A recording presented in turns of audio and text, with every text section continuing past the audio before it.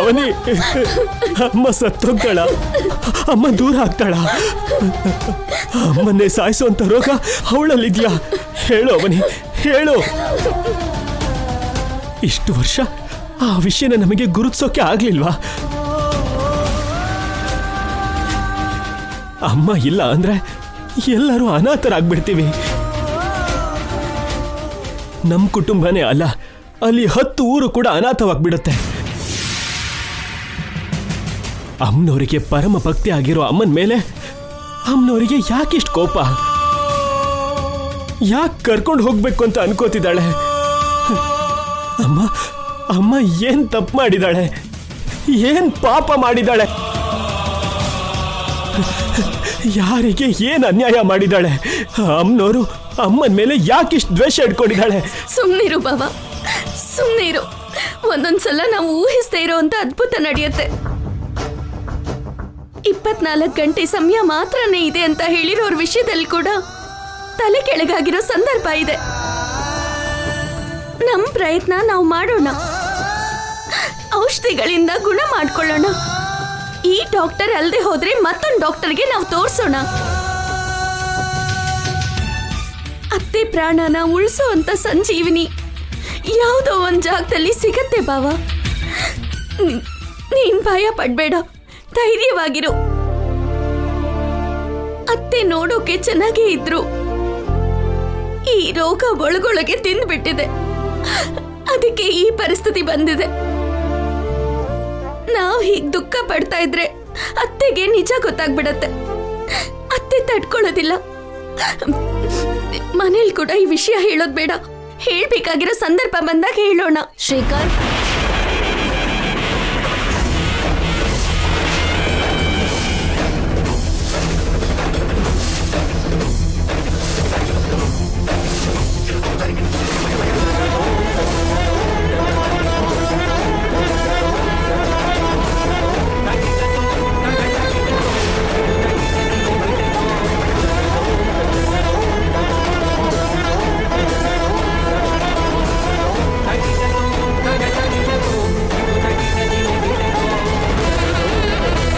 ನಿಮ್ಗೋಸ್ಕರ ನಾನು ಅಲ್ಲಿ ಕಾಯ್ತಾ ಇದ್ರೆ ನೀವೇನು ಇಲ್ಲಿದ್ದೀರಾ?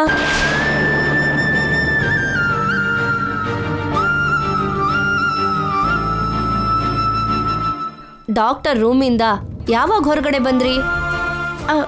ಈಗಷ್ಟೇ ಅತ್ತೆ, ಮೆಡಿಸಿನ್ಸ್ ತಗೊಳ್ಳೋಣ ಅಂತ ಬಂದ್ವಿ. ತಗೊಳ್ಳಿ ಪ್ರಿಸ್ಕ್ರಿಪ್ಷನ್. ಡಾಕ್ಟರ್ ಏನಂದ್ರು? ರಿಪೋರ್ಟ್ಸಲ್ಲಿ ಏನು ಬಂದಿದೆ? ನೀವು ಎದ್ದು ನಡೆಯೋದು ಬಿಟ್ರೆ ಮಿಕ್ಕಿದ್ದೆಲ್ಲ ಸೂಪರ್ ಬೆಟರ್ಮೆಂಟ್ ಆಗಿದೆ ಅಂತ ಹೇಳಿದ್ರು. ಬೇಗ ಹುಷಾರಾಗ್ತೀರಾ ಅಂತ ಹೇಳಿದ್ರು. ನಿಜನಾ? ನಿಜ ಅತ್ತೆ. ಮತ್ತೆ ಯೂನಿಯಾ ಕಳ್ತಾ ಇದ್ದಾನೆ?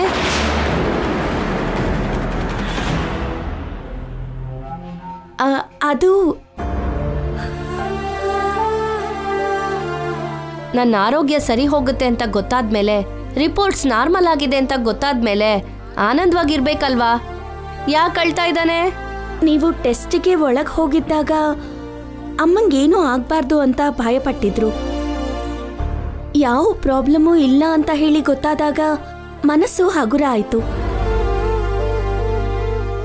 ಅದಕ್ಕೆ ಎಮೋಷನಲ್ ಆದ್ರು. ಹೃದಯ ಭಾರ ಆದಾಗ ಮಾತ್ರ ಅಲ್ಲ, ಹೃದಯದ ಭಾರ ಇಳ್ದಾಗ ಕೂಡ ಕಣ್ಣೀರ್ ಬರತ್ತೆ ಅಲ್ವಾ ಅತ್ತೆ? ಅಷ್ಟೇನಾ ಶ್ರೀಕರ್?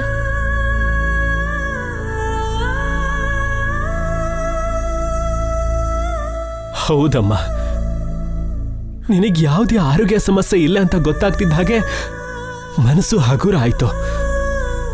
ಗೂಡ್ ಕಟ್ಕೊಂಡಿದ್ದ ಚಿಂತೆಗಳೆಲ್ಲ ಕಣ್ಣೀರಾಗಿ ಬದಲಾಗಿ ಹೊರಗಡೆ ಬಂತು.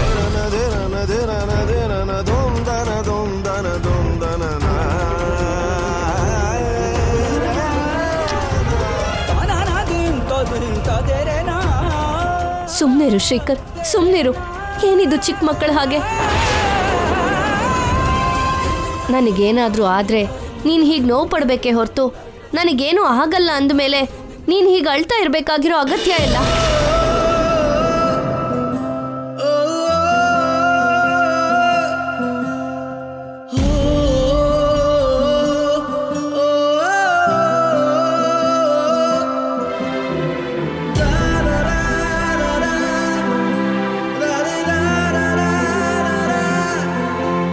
ಹೊರಡೋಣ ಬಾವಾ.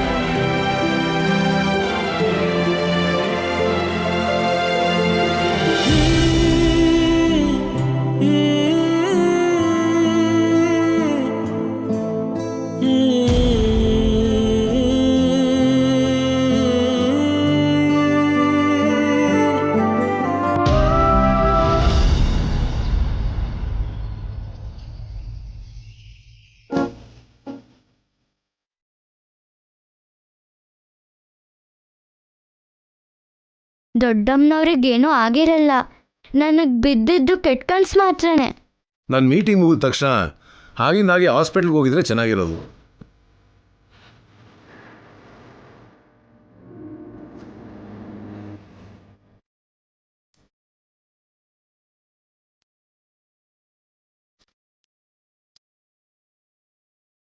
ನಾನು ಕೆಲಸ ಮುಗಿದ ತಕ್ಷಣ ಬರಬೇಕು ಅಂತ ನಿನ್ಗೆ ಫೋನ್ ಮಾಡಿದೆ ಕಣೋ, ಆದರೆ ಕನೆಕ್ಟ್ ಆಗಲಿಲ್ಲ. ಒಳಗಡೆ ಸಿಗ್ನಲ್ ಸರಿಯಾಗಿರ್ಲಿಲ್ಲ ಅಪ್ಪ. ಅತ್ತೆ ಕಂಡೀಷನ್ ಹೇಗಿದೆ? ಡಾಕ್ಟರ್ ಏನಂದ್ರು? ರಿಪೋರ್ಟ್ಸ್ ಅಲ್ಲಿ ಏನು ಪ್ರಾಬ್ಲಮ್ ಇಲ್ಲ ಅಂತ ಬಂದಿದ್ಯಂತೆ. ಹೊಸ ಮೆಡಿಸಿನ್ಸ್ ಬರ್ಕೊಟ್ಟಿದ್ದಾರೆ. ಇನ್ನು ಸ್ವಲ್ಪ ದಿನ ಔಷಧಿಗಳನ್ನು ತಗೊಂಡ್ರೆ ಸರಿ ಹೋಗುತ್ತೆ ಅಂತ, ಎದ್ದು ನಡಿಬಹುದು ಅಂತ ಡಾಕ್ಟರ್ ಅವನಿ ಶ್ರೀಕರ್ಗೆ ದೃಢವಾಗಿ ಹೇಳಿದಾರಂತೆ.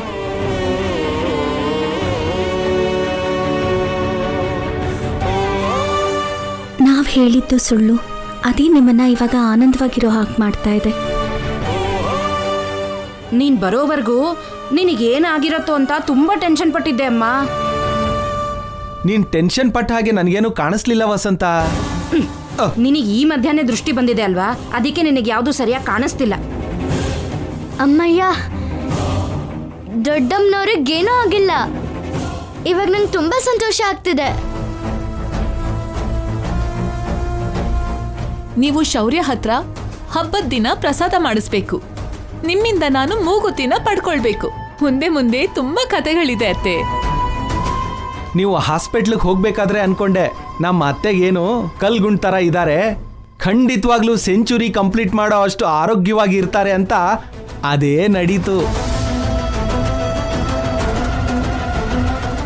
ಏನೋ ಆಗುತ್ತೆ ಅಂತ ನೀನು ಗಾಬರಿ ಬಿದ್ದುಬಿಟ್ಟಿಯಲ್ಲ, ಈಗ ಸಂತೋಷನಾ? ತುಂಬಾ ಸಂತೋಷವಾಗಿದೆ ರೀ. ಡಾಕ್ಟರ್ ಹೇಳಿದ ಮಾತುಗಳನ್ನ ಅವನಿ ಶ್ರೀಕರ್ ನನ್ನ ಹತ್ರ ಹೇಳಿದ್ಮೇಲೆ ಆನೆ ಅಷ್ಟು ಬಲ ಬಂದಿದೆ ನನಗೆ.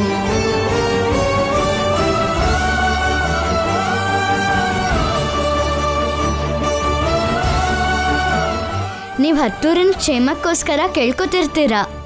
ಅದಕ್ಕೆ ಆ ಹತ್ತೂರಿನ ಆಶೀರ್ವಾದ ನಿಮ್ಗಿರತ್ತೆ. ನೀವಿನ್ 100 ಕಾಲ ಸಂತೋಷವಾಗಿರ್ತೀರ.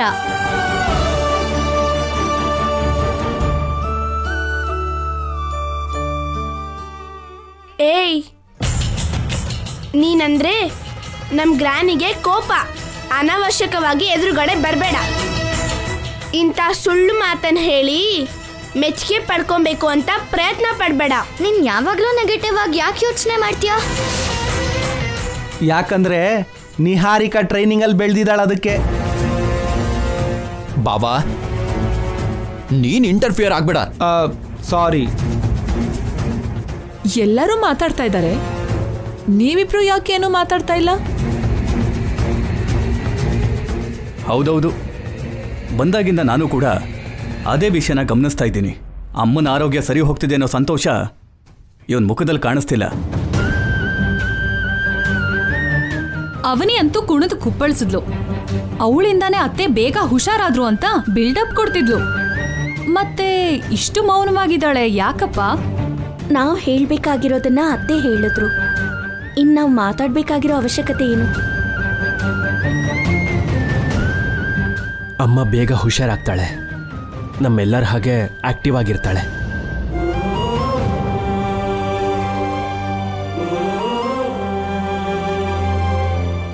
ಅತ್ತೆ, ನೀವು ಟ್ಯಾಬ್ಲೆಟ್ ಹಾಕೊಂಡು ರೆಸ್ಟ್ ತಗೋಬೇಕು.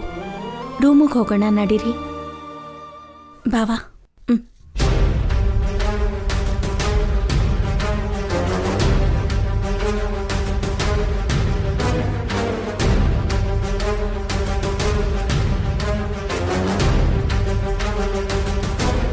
ನೀನೇನೆ ನಮ್ ಗ್ರಾನಿ ಹತ್ರ ಒಳ್ಳೆಯವಳಾಗ್ಬೇಕು ಅಂತ ಆಕ್ಟಿಂಗ್ ಮಾಡ್ತಿದ್ಯಾ?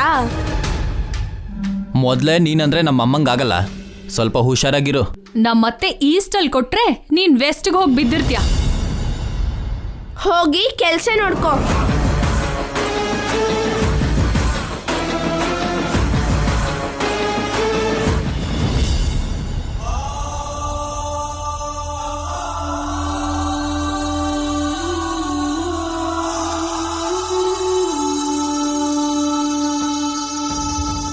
ಅಲ್ಲ ವೇದ, ಹೋಗುವಾಗ ಎಷ್ಟು ಭಯ ಪಟ್ಟಿದ್ದೆ, ಈಗ ನೋಡು ಆರಾಮಾಗಿದ್ಯಾ. ಸದ್ಯದಲ್ಲೇ ನಾನು ಮಾಮೂಲಿ ಆಗ್ತೀನಿ ಅನ್ನೋ ಆನಂದ ನನ್ನನ್ನ ಇಷ್ಟೊಂದು ಚುರುಕು ಮಾಡಿದೆ ರೀ. ಅಮ್ಮ ಸರಿ, ಹಾಗಾದ್ರೆ ನೀನಿನ್ನೂ ರೆಸ್ಟ್ ಮಾಡು. ಮಾವ, ಏನಮ್ಮ? ಅತ್ತೆ ಇವಾಗ ರೆಸ್ಟ್ ತಗೊಂಡ್ರೇನೆ ಬೇಗ ಹುಷಾರಾಗೋದು. ಅತ್ತೆ ಹತ್ರ ಯಾವ ಕೆಲಸನೂ ಮಾಡಿಸ್ಬೇಡಿ. ಸರಿನಮ್ಮ. ನಿಮ್ಗೇನಾದ್ರೂ ಅಗತ್ಯ ಇದ್ರೆ ನಮ್ಮನ್ ಕೇಳಿಯಪ್ಪ, ಅಮ್ಮನ್ ಕೇಳಬೇಡಿ. ಆಯ್ತು ಬಿಡು. ಅವನಿ, ಏನತ್ತೆ? ಮನೆಯವರೆಲ್ಲರೂ ಕೇಳಿದ್ರು ಅಂತಲ್ಲ, ಆದ್ರೆ ನನಗೆ ನೀವಿಬ್ರು ತುಂಬಾ ಡಲ್ ಆಗಿ ಕಾಣಿಸ್ತಿದ್ದೀರಾ. ಏನಾಯ್ತು? ಏನೂ ಇಲ್ಲ ಅತ್ತೆ, ಏನೂ ಇಲ್ಲ. ವೇದ ಅಷ್ಟು ಆನಂದವಾಗಿದ್ದಾಳೆ, ನಿಮ್ಮಿಬ್ರಲ್ಲಿ ಒಂದು ಸ್ವಲ್ಪನೂ ಆನಂದ ಕಾಣಿಸ್ತಿಲ್ವೇ? ಅಂಥದ್ದೇನೂ ಇಲ್ಲ ಮಾವ, ನಾವು ಖುಷಿಯಾಗೇ ಇದ್ದೀವಿ. ನೀವು ಯಾವುದೇ ಅನುಮಾನ ಇಟ್ಕೋಬೇಡಿ. ಸರಿನಮ್ಮ, ನೀವಿನ್ನು ಹೊರಡಿ.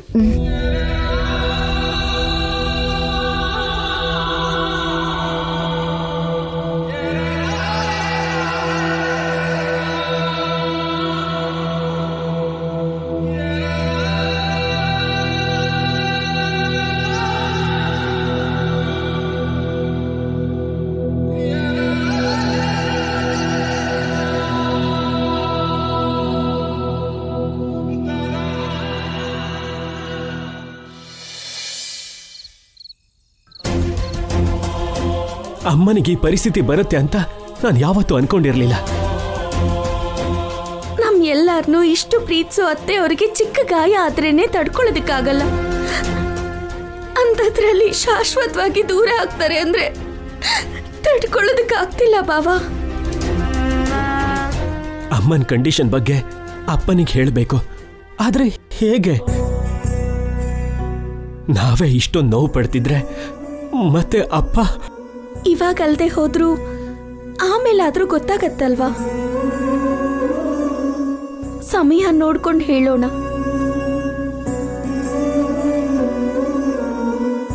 ಈ ವಿಷಯ ಗೊತ್ತಿಲ್ಲದೆ ಅತ್ತೆ ತುಂಬಾ ಸಂತೋಷ ಪಡ್ತಾ ಇದ್ದಾರೆ.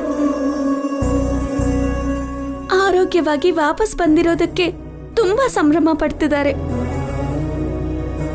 ಈ ವಿಷಯನ ಮಾವಂಗೆ ನಾವು ಹೇಳ್ದಾಗ ಅತ್ತೆಗೂ ಗೊತ್ತಾಗ್ಬಿಟ್ರೆ ತುಂಬಾ ಸಮಸ್ಯೆ ಆಗತ್ತೆ. ಅತ್ತೆ ಹೆಚ್ಚು ಕಾಲ ಬದುಕೋದಿಲ್ಲ, ಸ್ವಲ್ಪ ದಿನದಲ್ಲೇ ಸತ್ತೋಗ್ತಾರೆ ಅಂತ ನಾವ್ ಯಾರಿಗೂ ಹೇಳಕ್ಕಾಗದೇ ಇರೋ ಪರಿಸ್ಥಿತಿ.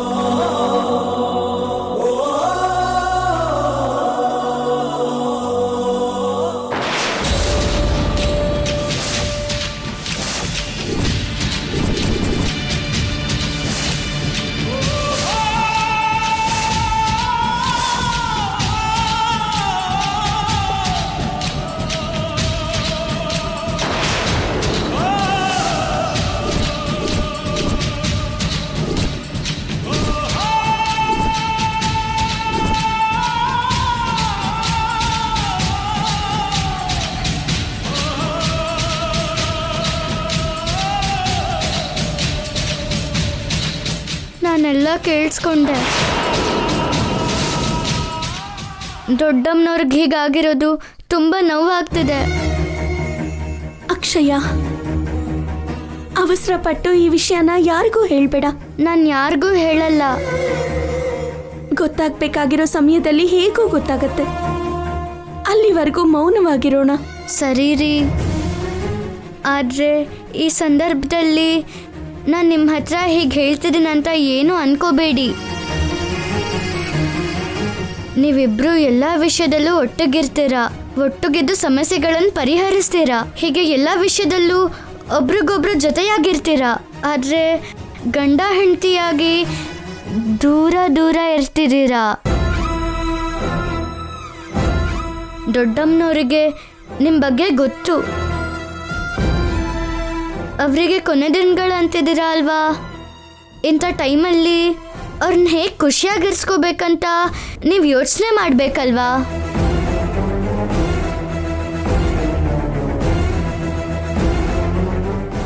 ನಿಮ್ಮ ಜಗಳನ್ನ ಪಕ್ಕಕ್ಕಿಟ್ಟು ನೀವಿಬ್ರು ಒಂದಾಗಬೇಕು.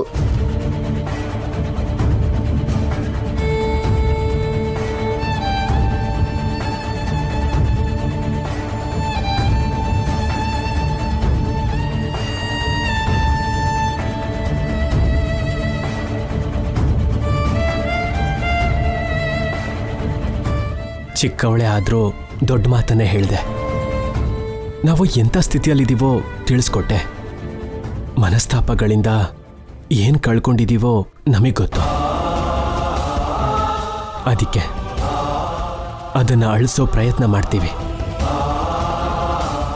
ಮತ್ತೆ ನೀವು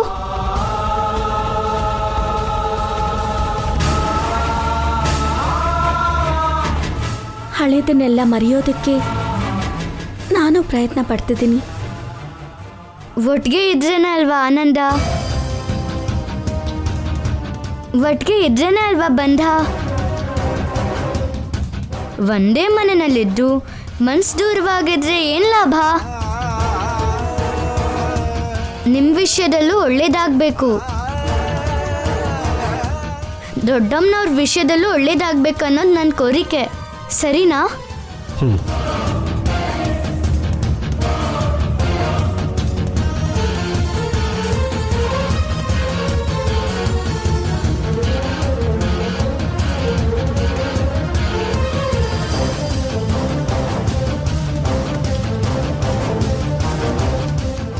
ತಪ್ಪು ಮಾಡಿದವ್ರ ಪರವಾಗಿ ಏನು ಮಾತಾಡ್ಬೇಕು ನಾನು? ಅದಕ್ಕೆ ನಮ್ಮ ಅಪ್ಪ ಅಮ್ಮ ನನ್ನ ಕುಟುಂಬ ತಗೊಂಡಿರೋ ನಿರ್ಧಾರನ ನಾನು ಗೌರವಿಸ್ಬೇಕು ಅನ್ಕೊಂಡಿದ್ದೀನಿ.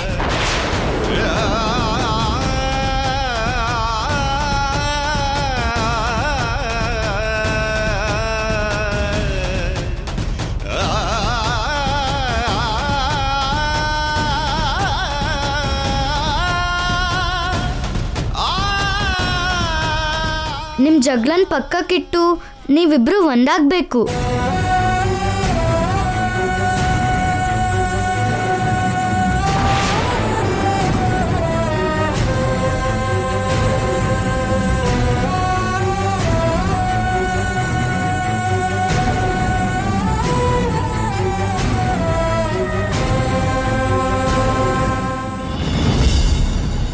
ಅವತ್ತು ನಡೆದಿದ್ದಕ್ಕೆ ಐ ಆಮ್ ವೆರಿ ಸಾರಿ. 5 ವರ್ಷ ಸಮಯನ ನಾನು ವಾಪಸ್ ತಗೊಂಡು ಬರೋಕ್ಕಾಗಲ್ಲ. ಆದರೆ ಮುಂದೆ ಜೀವನ ಪೂರ್ತಿ ನನಗೆ ಕಣ್ಣೀರು ಬರ್ದಾಗ ನೋಡ್ಕೋತೀನಿ.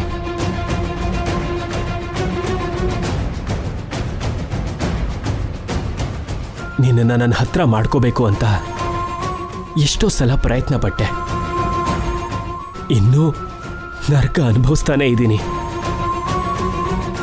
ನನ್ನ ಎದೆ ಮೇಲೆ ನಿನ್ನ ತಲೆ ಇಟ್ಟು ನೋಡು.